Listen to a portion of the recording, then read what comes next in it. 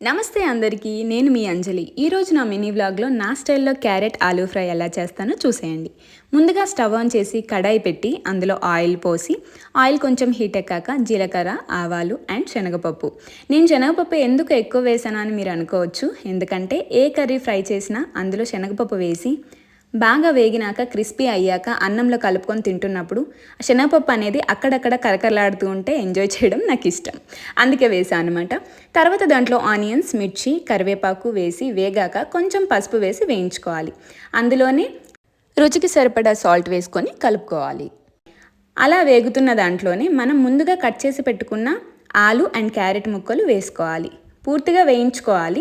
అది మొత్తం వేగిపోయాక లాస్ట్లో కారం వేసుకోవాలి.